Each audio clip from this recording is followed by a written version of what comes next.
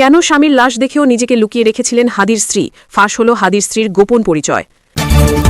দল থেকে বহিষ্কারের পর খালেদা জিয়াকে নিয়ে যে বিস্ফোরক মন্তব্য করলেন রুমিন ফারহানা। হাদি হত্যাকাণ্ডের জেরে এবার ঘুম হারাম বিএনপির, ডাইরেক্ট অ্যাকশনের ডিএমপি কমিশনার। এতক্ষণ শুনছিলেন সংবাদ শিরোনাম, এখন থাকছে বিস্তারিত। যেই হাদির মতো সূর্য সন্তানরা ১০০ বছরে একবার জন্ম নেয়, আর যেই হাদির জন্য পুরো বাংলাদেশে ঝড় বইছে, সেখানে তার সবচেয়ে আপন মানুষটি কেন নিজেকে আড়াল করে রেখেছেন? হাদির মৃত্যু নিয়ে যখন টেকনাফ থেকে তেঁতুলিয়া পর্যন্ত প্রতিটি মানুষ রাজপথে নেমে প্রতিবাদ করছে এবং বিচার চাইছে, ঠিক তখন হাদির স্ত্রী কেন নিজেকে এতটা গোপন করে রাখলেন, তার সত্যিই বিস্ময়কর।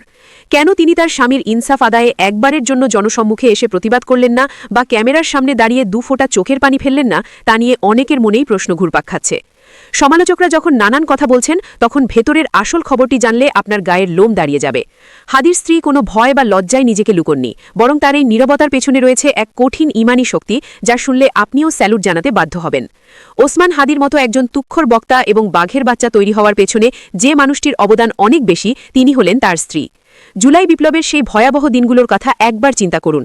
রাজপথে তখন গুলি আর বারুদের গন্ধ। ঠিক সেই সময় হাদির স্ত্রী ছিলেন অন্তঃসত্ত্বা। একজন নারীর জীবনে এর চেয়ে কঠিন সময় আর হয় না, অথচ সেই সময়ও তিনি স্বামীকে ঘরে আটকে রাখেননি। হাদির পরিবারের অনেকেই যখন হাদির নিরাপত্তা নিয়ে চিন্তিত হয়ে তাকে ঘরের দরজা আটকে রাখার পরামর্শ দিতেন, তখন এই নারী ছিলেন হাদির সবচেয়ে বড় শক্তির উৎস। তিনি জানতেন তার স্বামী দেশের জন্য এবং ন্যায়ের জন্য লড়ছেন, তাই নিজের শারীরিক কষ্ট আর মানসিক চাপকে একপাশে সরিয়ে রেখে তিনি হাসি মুখে স্বামীকে বিদায় জানাতেন।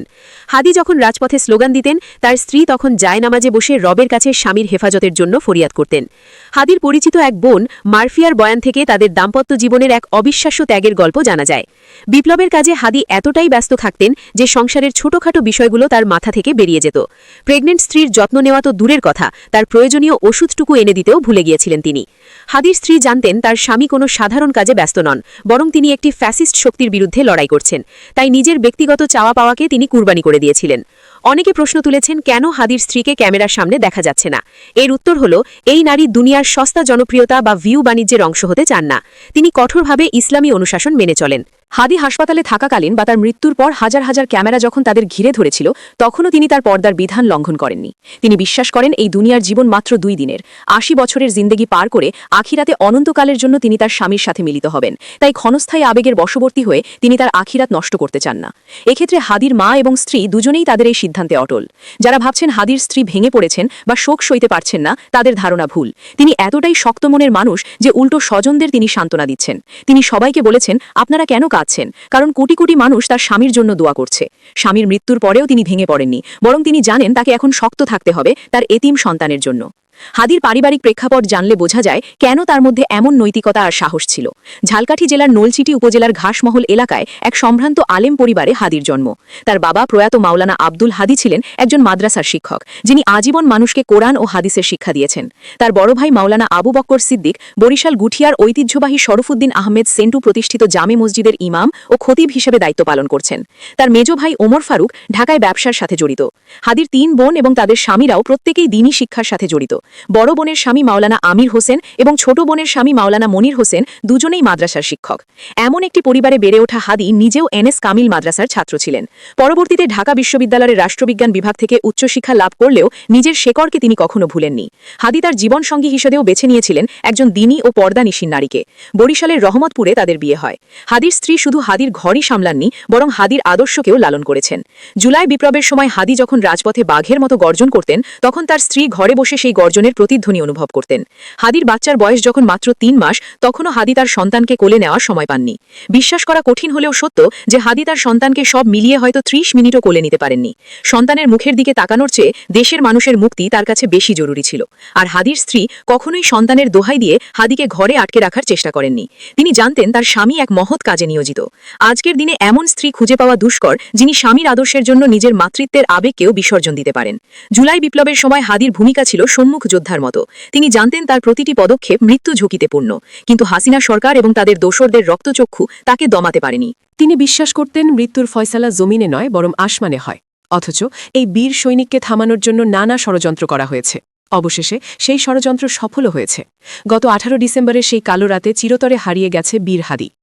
দেশি এবং বিদেশি আধিপত্যবাদীরা জানত ওসমান হাদি বেঁচে থাকলে তাদের স্বার্থ হাসিল হবে না। রয়ের দালালরা এবং স্বৈরাচারের প্রেতাত্মারা হাদিকে তাদের পথের কাঁটা মনে করত। হাদির মৃত্যু কোনো স্বাভাবিক মৃত্যু নয়, বরং এটি একটি পরিকল্পিত হত্যাকাণ্ড যা বাংলার মানুষ কখনোই মেনে নেয়নি। হাদির রক্তে ভিজেছে বাংলার মাটি, আর সেই রক্ত থেকেই জন্ম নেবে হাজারো হাদি। হাদির স্ত্রীর এই নীরবতা আসলে একটি প্রতিবাদ। তিনি ক্যামেরার সামনে এসে হইচই করে বিচার চাননি, কারণ তিনি জানেন দুনিয়ার আদালতের চেয়ে আল্লাহর আদালত অনেক বেশি শক্তিশালী। তিনি তার সন্তানকে কোলে নিয়ে হয়তো শপথ করেছেন যে তার স্বামী যে অসমাপ্ত কাজ রেখে গেছেন তা একদিন তার সন্তান শেষ করবে। হাদির বোন জামাই যেমন বলেছেন, হাদির পা থেকে মাথা পর্যন্ত ছিল দেশপ্রেম। তিনি শাহবাগের মোড়ে দাঁড়িয়ে যা বলতেন, ঘরের ভেতরে পরিবারের সদস্যদের সাথেও একই কথা বলতেন। তার মধ্যে কোনো ভণ্ডামি বা দ্বিমুখী চরিত্র ছিল না। আর এমন একজন স্বচ্ছ মানুষের জীবনসঙ্গী হিসাবে তার স্ত্রীও ছিলেন সমান স্বচ্ছ ও পবিত্র মনের অধিকারী। ইনকিলাব মঞ্চের পক্ষ থেকে যখন হাদির লাশ ঢাকা বিশ্ববিদ্যালয়ের কেন্দ্রীয় মসজিদে নেওয়া হয়, তখন ছাত্র জনতার ঢল নামে।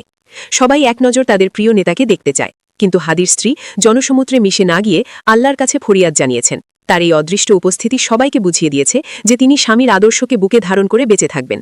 হাদির মা এবং স্ত্রী দুজনেই পর্দা রক্ষা করে নিজেদের সম্মান বজায় রেখেছেন। আজকের যুগে যখন সামান্য কিছু হলেই মানুষ লাইভে এসে ভাইরাল হতে চায়, সেখানে হাদির পরিবারের এই অবস্থান এক অনন্য দৃষ্টান্ত স্থাপন করেছে। হাদির মৃত্যুর পর তার পরিবারের নিরাপত্তা নিয়েও শঙ্কা দেখা দিয়েছে। এতদিন যারা হাদির ছায়ায় নিরাপদে ছিলেন, আজ তারা অভিভাবকহীন। কিন্তু তিনি ভেঙে পড়েননি। তিনি জানেন তার স্বামী তাকে প্রতিকূল পরিবেশে বেঁচে থাকার শিক্ষা দিয়ে গেছেন। হাদি একবার বলেছিলেন, আমি চলে গেলে আমার সন্তান লড়বে। হাদির স্ত্রী এখন সেই স্বপ্ন বুকে লালন করছেন। তার কোলের শিশুটি হয়তো এখন বুঝতে পারছে না সে কি হারিয়েছে, কিন্তু একদিন সে বড় হবে এবং জানবে তার বাবা ছিলেন এই দেশের এক সূর্য সন্তান যিনি অন্যায়ের সাথে আপোষ করেননি। আর সেই বাবার রক্ত তার শরীরেও বইছে, আর সেই রক্ত কখনো বৃথা যেতে পারে না।